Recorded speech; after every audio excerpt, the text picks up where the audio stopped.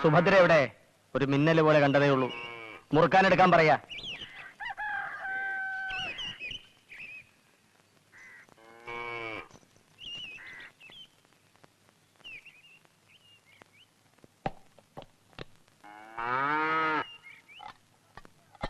നീയാണോടി സുഭദ്ര?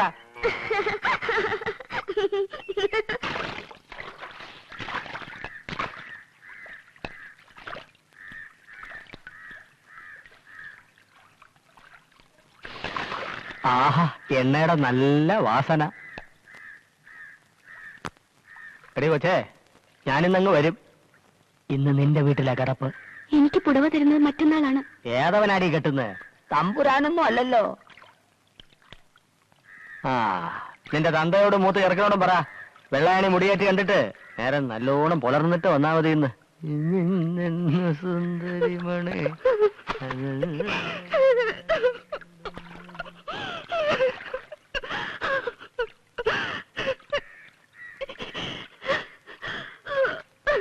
സങ്കടപ്പെടണ്ട, ഒന്നും ഉണ്ടാവില്ല.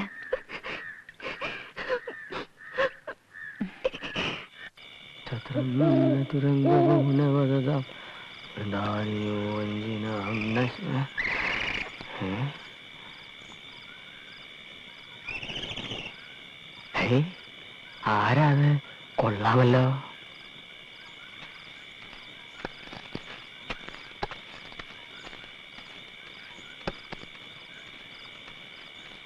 നിൽക്കാൻ, ഞാനും ഉണ്ട് കൂട്ടിനെ.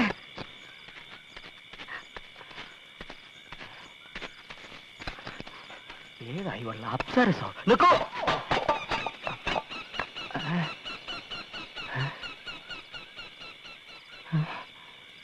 കാണുന്നില്ലല്ലോ.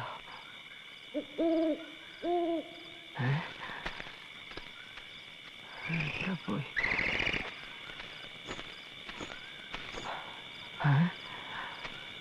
നീ ഇപ്പൊ എവിടെ നിന്ന് വരുന്നു? കുറച്ചകലെ നിന്ന്. എങ്ങോട്ടേക്ക് പോകുന്നു? കുറച്ചകലേക്ക്. എന്റെ തങ്കം, എന്താ നിന്റെ പേര്? മേനക? അല്ല. രംഭ? അല്ല. തിലോത്തമ? അല്ല. പിന്നെന്താ അതിന്റെ പേര്? പറ. ഇത്തിരി ചുണ്ണാമ്പ് തരുമോ? ഓ, തരാമല്ലോ.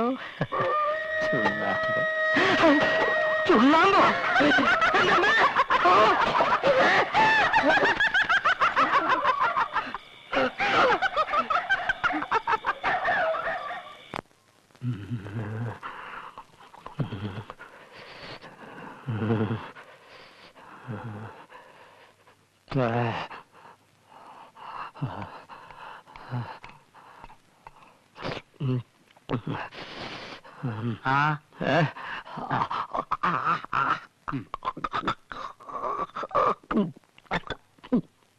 കാഞ്ഞരത്തിൻ പൂവും വേപ്പിന്റെ ഇലയാ, ലേശം കയ്പുണ്ടാവും.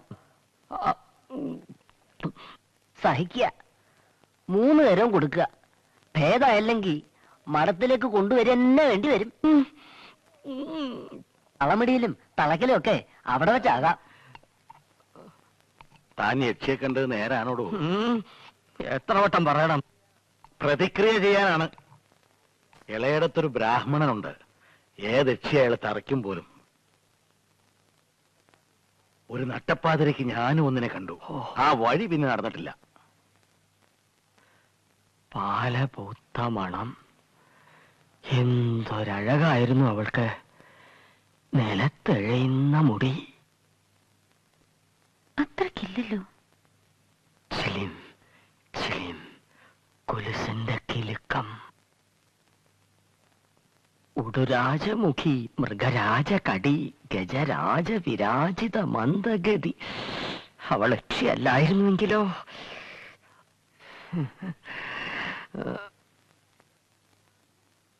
പാദം നിലത്ത് തൊട്ടിരുന്നോ? അന്നേരം ആര് വാദം നോക്കുന്നു? അവൾ പിന്നെന്ത് ചെയ്തു? ചുണ്ണാമ്പ് ചോദിച്ചപ്പോ എനിക്ക് കാര്യം മനസ്സിലായി. അപ്പതേ കുരവ, കരിമ്പഴയുടെ മുകളില് കൊടുങ്കാറ്റ്. പനയോ? അവിടെ ഏത് പന? വെറും ഒരു മൂവാണ്ടമാവല്ലേ ഉള്ളൂ.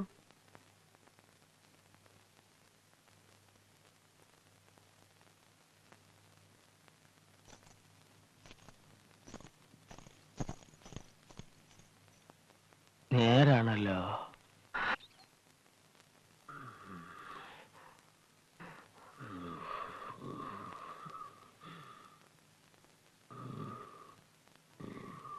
ഭയാനകം.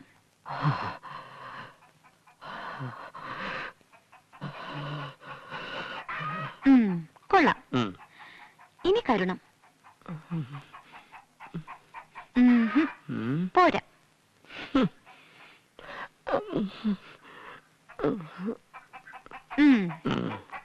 വീരം.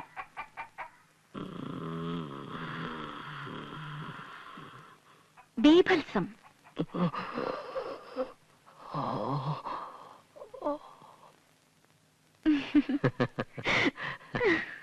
രസങ്ങളിൽ രാജനെ കാണിച്ചു തരാം. ശൃംഗാരം.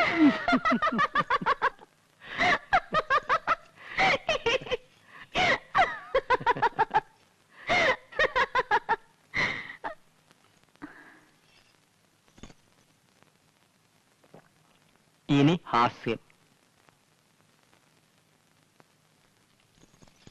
നിർത്ത.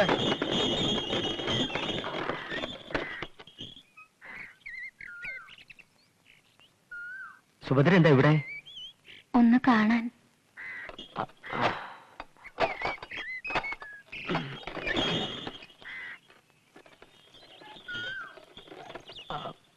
വരൂ. ഞാൻ ഇവിടെ ഒറ്റയ്ക്കാണെന്ന് അറിയാമായിരുന്നില്ലേ? ആ. എന്തേ ഇവിടം വരെ വന്നില്ല? രാജ്യകാര്യങ്ങളിൽപ്പെട്ട് ഞാൻ. വിഷയം മാറ്റണ്ട. എന്നെ ഓർത്തില്ല എന്ന് പറയാൻ മടിയുണ്ടോ?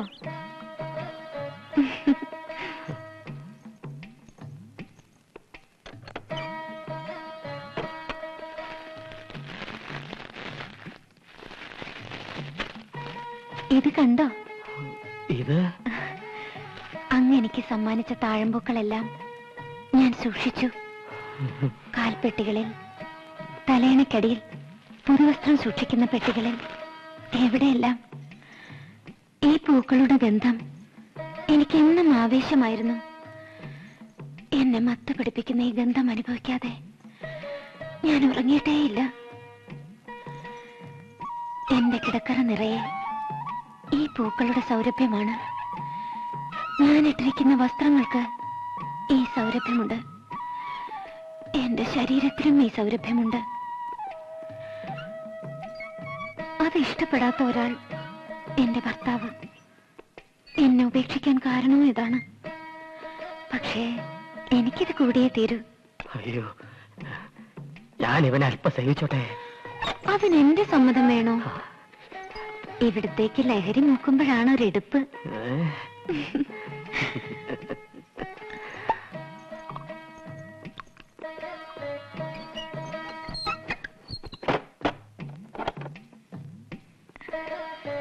പണ്ടൊക്കെ അമ്മാവന്റെ വീട്ടിൽ വെച്ച് ഈ മുഖം ഒളിഞ്ഞിരുന്ന് ഞാൻ നോക്കിയിട്ടുണ്ട്. ലഹരി മൂത്ത ഈ കണ്ണുകളിലേക്ക് നോക്കിയിരിക്കാൻ കൊതിയായിരുന്നു. ചിലപ്പോ അങ്ങ് ഓടി വന്ന് കെട്ടിപ്പിടിക്കാൻ തോന്നിയിട്ടുണ്ട്. അയ്യോ, ഇത്രയും കാലം ഞാനിത് മനസ്സിൽ വെച്ചു. ഇനിയും എനിക്ക് തടക്കാൻ വയ്യ.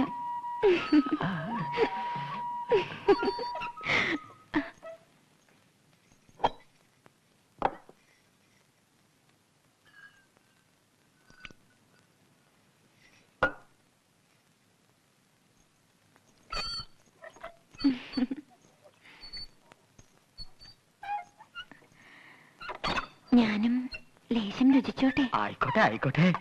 രണ്ടാളും സേവിച്ചാൽ ഒടുവിൽ ഒരുമിച്ചൊരു രസത്തിലെത്തും. അല്ലെങ്കിൽ വേണ്ട, അങ്ങ് കഴിച്ചാ മതി. ഇന്നത്തെ ദിവസം അങ്ങയുടെ മാത്രമാണ്.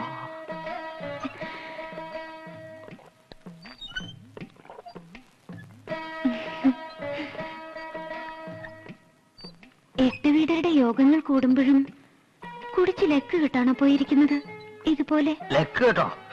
ഞാനോ കുടിക്കും തോറും എനിക്ക് എന്റെ ബോധം ഇങ്ങനെ തെളിഞ്ഞു തെളിഞ്ഞു വരും, മഴവില്ല് പോലെ.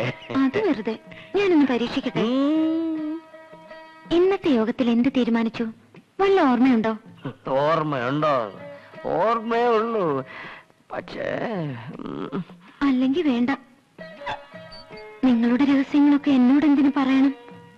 ഞാൻ അന്യല്ലേ? ദേ, നമുക്ക് നമ്മൾ രഹസ്യങ്ങൾ വേണ്ട.